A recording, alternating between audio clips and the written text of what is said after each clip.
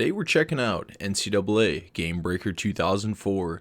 Now this college football game is often overlooked and a lot of people don't even know this one exists. So we're going to dive into it and see what this game all brought to the college football game table. But before we get going, if you enjoy checking out old sports games and are hyped for the new college football 25 game, go ahead and hit subscribe because I got a bunch more content coming your way. So loading this game up, you get a pretty basic menu, but we have a couple options that can be kind of fun to play. This game was really trying to push online play, which is cool for a game that came out in 2003. But where this game really shines is in the career mode. It's where you can start as a first-year coach and become either a special teams coordinator or offensive coordinator or defensive coach, and start from there and work your way up to your head coach at your dream school.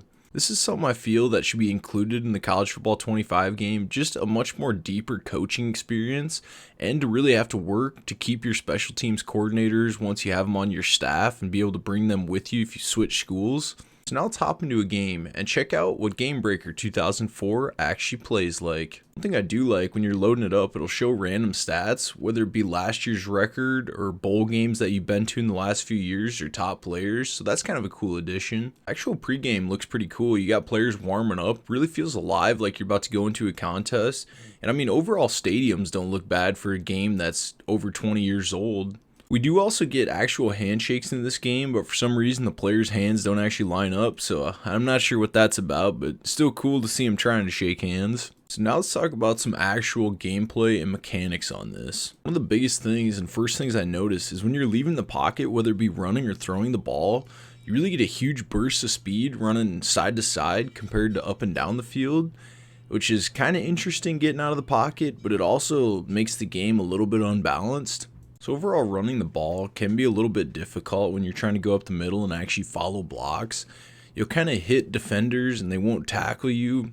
But I guess we're still talking about a game that's 20 years old, so I can kind of see having some mechanical issues there. The overall passing game doesn't feel bad, and you will see quite a few people pull off some one-handed catches, which is kind of cool, and just the way they jump, that part of it almost does feel a little bit better than what NCAA Football 2003 would feel like, just on the one-handed catch side of it. This game really shines, and the best thing I found about it is actually on the sidelines, just the aesthetic that they got going on, even compared to a newer game like NCAA Football 2014. These sidelines feel so much more alive, and that's something that's really been lacking on the newer college football games. We even have the little camera crew that's rolling on the raised platform coming up and down the sidelines as you move the ball. We also get all the Gatorade containers, fans, people actually standing walking around, ambulance on the sideline, and this is just small little details that makes it really actually feel like a college football game. For the crowd, it seems like they actually took like real people's faces and stuff and scanned them in.